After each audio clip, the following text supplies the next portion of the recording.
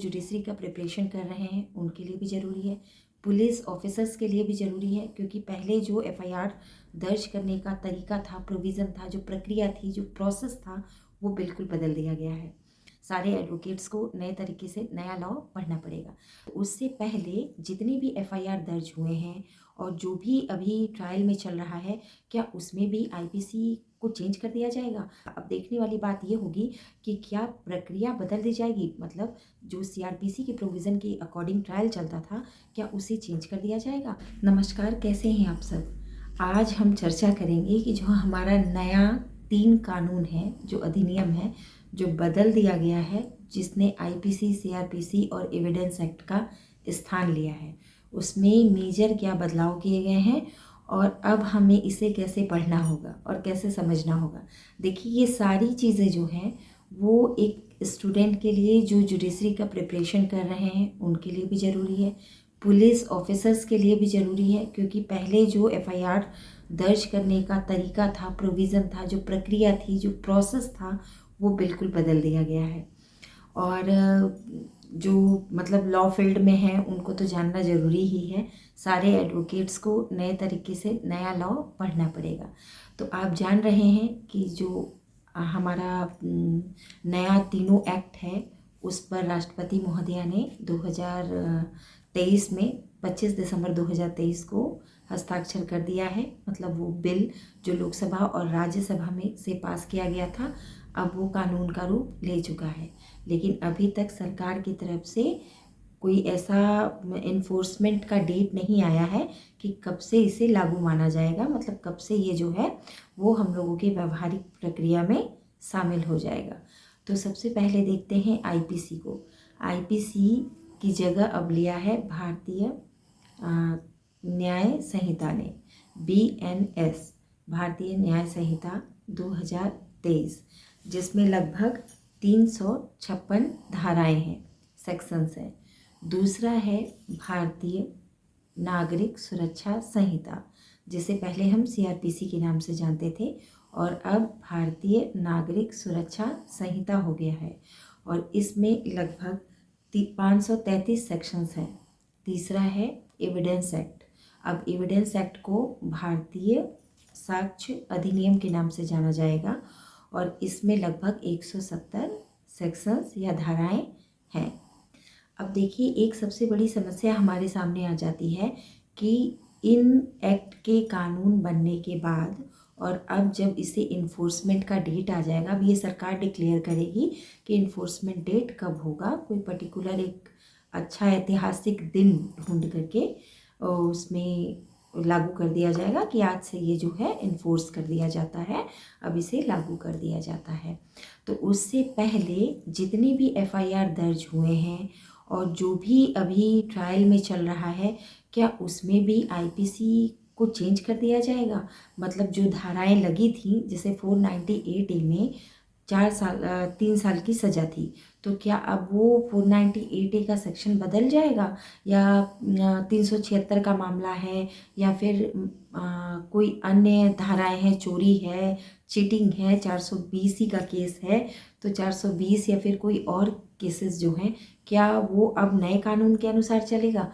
तो इसके लिए आप समझ लीजिए कि जो हमारा पुराना एफआईआर था, जो पहले से चला आ रहा था, वो अब वो चेंज नहीं होगा। मतलब जो पहले एफआईआर दर्ज की गई है और जिन धाराओं में दर्ज की गई है, जितना सज़ा का प्रोविज़न है, वो वही रहेगा एज इट इज़, जैसे वो पहले से था। इसका मतलब अभी जो पुरानी बुक्स है वो हमें फेंकने की ज़रूरत नहीं है। वो केसेस चाहे 2 साल चले या 10 साल चले, वो उसी लॉ के अकॉर्डिंग चलेगा, उसी आईपीसी की धाराओं के हिसाब से चलेगा। अब देखने वाली बात ये होगी कि क्या प्रक्रिया बदल दी जाएगी, मतलब जो सीआरपीसी के प्रोविज़न के अकॉर्डिंग ट्रायल चलता था, क्या उसे चेंज कर दिया जाएगा, या जो एविडेंस एक्ट है उसमें जो बदलाव किए गए हैं, भारतीय साक्ष्य अधिनियम जो हमारा आ गया है 2023 में, उसमें क्या बदलाव किया जाएगा। तो ये 2 चीज़ें जो हैं, ये सरकार अपना गजट जब देगी तो उसमें प्रकाशित किया जाएगा कि क्या इस प्रक्रिया को भी पुराने जो एफआईआर हैं उसमें वही प्रक्रिया लागू होगी, या जो हमारी नई प्रक्रिया है भारतीय नागरिक सुरक्षा संहिता 2023 उसके हिसाब से ये आगे का जो प्रोसीडिंग है वो चलेगा। तो अब हम लोग सबसे पहले समझ लेते हैं एफआईआर के बारे में। आप लोग जानते ही हैं कि सीआरपीसी के सेक्शन 154 के तहत एफआईआर का जिक्र किया गया था। उसका कैसे प्रोसीजर चलेगा उसके बारे में बताया गया था। अब हमारे नए कानून में जो चैप्टर है, चैप्टर 13 में एफआईआर से संबंधित बातों को बताया गया है और इसमें धारा है 173 का सब क्लॉज 1 ये बताता है कि किसी तरह का संज्ञेय अपराध जब दर्ज किया जाएगा तो वो संज्ञेय अपराध, एक तो वो जो एफआईआर है वो पहला लिखित होगा, दूसरा ओरल भी दर्ज किया जा सकता है और तीसरा नया चीज़ जो इसमें ऐड ऑन किया गया है वो ये ऐड किया गया है कि अब आप ई-कॉम के द्वारा, मतलब इलेक्ट्रॉनिक कम्युनिकेशन के द्वारा भी एफआईआर दर्ज कर सकते हैं। ये नई चीज़ जुड़ी है। पहले जो सीआरपीसी का सेक्शन 154(1) था, मतलब 154 का सब क्लॉज 1 था, उसमें ये प्रोविज़न किया गया था कि एक लिखित और एक ओरल। मतलब लिखित है तो आप एक एफआईआर लिखते हैं और थाना में जाके थाना प्रभारी को देते हैं और वहाँ पे आपके हस्ताक्षर रहते हैं, उसे दर्ज कर लिया जाता है। दूसरा ओरल होता था, मतलब आप बोलते थे और कोई व्यक्ति उसको लिखता था और फिर आप तुरंत उसी समय सिग्नेचर कर देते थे और एफआईआर लॉन्च होने की प्रक्रिया शुरू हो जाती थी। लेकिन इसमें एक तीसरी चीज़ जो जोड़ी गई है वो इलेक्ट्रॉनिक कम्युनिकेशन, मतलब आप ईमेल के द्वारा या व्हाट्सएप के द्वारा आप एफआईआर दर्ज करा सकेंगे। इसका इसमें एक चेंज क्या किया गया है कि अगर आप व्हाट्सएप या फिर आप किसी भी टेलीकम्युनिकेशन के द्वारा एफआईआर लॉन्च कराते हैं तो उसके लिए आपको क्या करना होगा कि थाने में 3 दिन के अंदर जा कर के वहाँ पर साइन करना होगा कि मैं ही वो पर्सन हूँ जो मेल, व्हाट्सएप या अन्य किसी इलेक्ट्रॉनिक कम्युनिकेशन के द्वारा एफआईआर को लॉन्च करा रहा हूँ।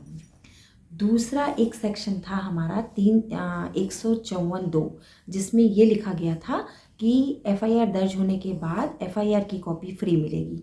तो इस सेक्शन में कोई बदलाव नहीं किया गया है।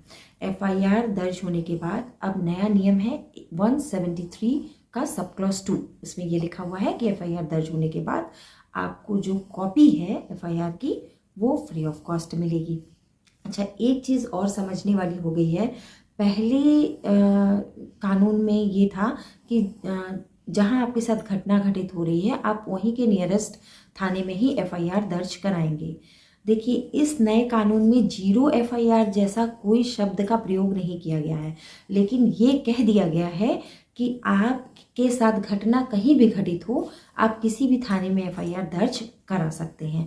मान लीजिए कि जैसे मेरे साथ कोई घटना रांची में घटित होती है तो मैं चाहूँ तो उस घटना का जो एफआईआर है वो बनारस में भी, वाराणसी में भी दर्ज करा सकती हूँ। तो एक तरह से देखा जाए तो ये 0 एफआईआर जैसा हो गया है। मतलब स्थान, घटना के लिए घटना का स्थान एफआईआर दर्ज करने के लिए अहमियत नहीं रखेगा। अब हम आते हैं जो हमारा पुराना था सीआरपीसी का सेक्शन 154 का सब क्लॉज 3। उसमें क्या प्रोविज़न किया गया था? तो उसमें ये प्रोविज़न किया गया था कि ऐसा कोई संज्ञेय अपराध, उसमें एक बेसिकली चेंज किया गया है 173 के सब क्लॉज 3 में चेंज किया गया है कि कोई भी ऐसा संज्ञेय अपराध जिसमें कि 3 से 7 साल तक की सज़ा का प्रोविज़न है, इसको अच्छे से समझने की ज़रूरत है। जो नया हमारा भारतीय नागरिक सुरक्षा संहिता है उसमें नया बदलाव किया गया है। उसकी जो धारा है 173, सेक्शन 173 के सब क्लॉज 3 में ये प्रोविज़न किया गया है कि कोई भी ऐसा संज्ञेय अपराध जिसमें 3 से 7 साल की सज़ा का प्रोविज़न है उसमें एफआईआर दर्ज करने से पहले एक प्राथमिकी इंक्वायरी की जाएगी जिसकी अवधि होगी 14 दिन की।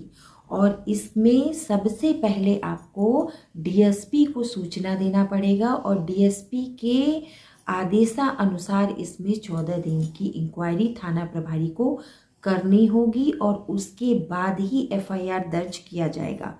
लेकिन प्राइमा फेसी अगर कोई ऐसा मामला बनता है जो थाना प्रभारी के संज्ञान में आता है और उनको ये लगता है कि इसमें 3 से 7 साल की सज़ा का प्रोविज़न है और ये जो एफआईआर मेरे पास आया है उसमें जो घटनाक्रम लिखा हुआ है वो प्राइमा फेसी देखने से ऐसा प्रतीत होता है कि ये सत्य है, तो उसमें 14 दिन की जो इंक्वायरी का प्रोविज़न किया गया है उसमें 14 दिन का इंक्वायरी नहीं किया जाएगा, तत्काल एफआईआर दर्ज करके इन्वेस्टिगेशन प्रारंभ कर दी जाएगी। मतलब अगर उसमें प्राथमिक स्तर पर जांच होती है तो उस जांच के लिए पहले डीएसपी से परमिशन लेना होगा। डीएसपी को फिर 14 दिन के बाद जांच करने के बाद जांच सौंपी जाएगी और फिर आदेश होगा एफआईआर दर्ज करने का। मतलब आप इसको अच्छे से समझ लीजिए कि इसमें पुलिस को अच्छा खासा पावर दे दिया गया है कि आपके पास कोई एफआईआर आती है तो आप उस एफआईआर में देखेंगे कि प्राइमा फेसी कोई ये इंसिडेंस जो घटना है वो बन रही है कि नहीं बन रही है। अगर नहीं बन रही है तो 14 दिन की इंक्वायरी सेटअप होगी और इंक्वायरी के बाद एफआईआर दर्ज होगी। और अगर प्रथम दृष्टया ये पाया जाता है कि घटना घटित हुई है तो तत्काल प्रभाव से इन्वेस्टिगेशन पुलिस ऑफिसर स्टार्ट कर देंगे। थाना प्रभारी जो थाने के भार साधक अधिकारी हैं वो इन्वेस्टिगेशन प्रारंभ कर देंगे। तो आशा करती हूँ कि ये चीज़ आपको अच्छे से समझ में आ गई होगी। अब हम आगे बढ़ते हैं।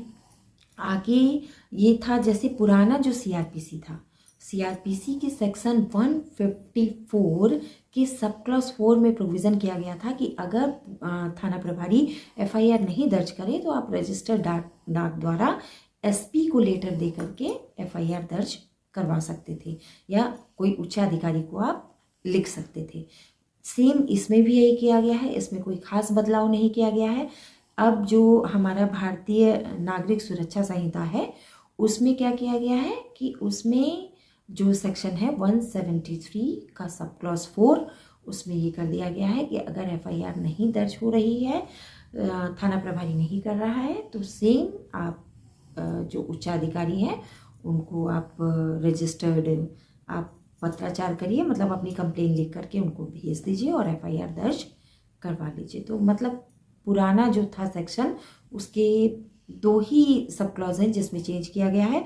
173 का 1 जिसमें बदलाव किया गया है और ये एकमात्र बदलाव ये हुआ है कि घटना स्थल इतना इम्पोर्टेंट नहीं रखेगा, घटना ज़्यादा इम्पोर्टेंट रखेगी। और दूसरा ये कि पहले आप जो है मेल और व्हाट्सएप से इस तरह से एफआईआर नहीं दर्ज कर सकते थे, अब क्या कर दिया है कि अब आप इस तरह से एफआईआर आपको दर्ज करना होगा कि और आप अगर ये ई कॉम के द्वारा अगर आप कोई एफआईआर देते हैं तो आपको फिर 3 दिन के अंदर थाने में जाके वहाँ पर हस्ताक्षर करना होगा। और दूसरा कर दिया गया है 173 के सब क्लॉज 3 में प्रोविज़न कि अगर 3 से 7 साल की सज़ा का प्रोविज़न है किसी केस में, संज्ञेय अपराध है, तो इसमें 14 दिन की जो है वो प्राथमिकी जांच करवाई जाएगी, इंक्वायरी सेटअप कराया जाएगा, डीएसपी का परमिशन लेना आवश्यक होगा और उसके बाद ही आपकी एफआईआर दर्ज की जाएगी। और आशा करती हूँ कि ये जो वीडियो मैंने बनाया है वो आप सबके लिए लाभप्रद सिद्ध होगा। और अभी तो नया कानून है तो धीरे धीरे पढ़कर ही हमें समझ में आएगा कि इसमें आगे क्या प्रोविज़न किया गया है। देखिए नई चीज़ें हैं, इसको समझने में ही हम सबको 6 महीने का समय तो लग ही जाएगा, क्योंकि 3 मेजर लॉ जो हैं उसमें चेंजेस बदलाव किए गए हैं। तो क्या बदलाव हुआ है, कैसे आगे प्रक्रिया चलेगी, ये भी समझना होगा। और हिंदी मीडियम के जो छात्र हैं, अभी तक तो हिंदी मीडियम में इसका कोई भी जो बेयर एक्ट है वो नहीं आया है, केवल हम लोग जब गूगल में सर्च कर रहे हैं तो हमारे पास उसका PDF है, उसको शेयर कर देंगे, वो इंग्लिश में ही अवेलेबल है। तो हर आदमी को ये जिज्ञासा रहती है कि सबसे पहले तो ये देख लें कि एफआईआर दर्ज करने का तरीके में क्या बदलाव आया है। तो जो मुख्य बदलाव था जो मैंने आप लोगों को बता दिया, और उम्मीद करती हूँ कि ये आप लोगों के लिए ज़रूर से लाभप्रद सिद्ध होगा। फिर आप लोगों से मिलते हैं। नमस्कार।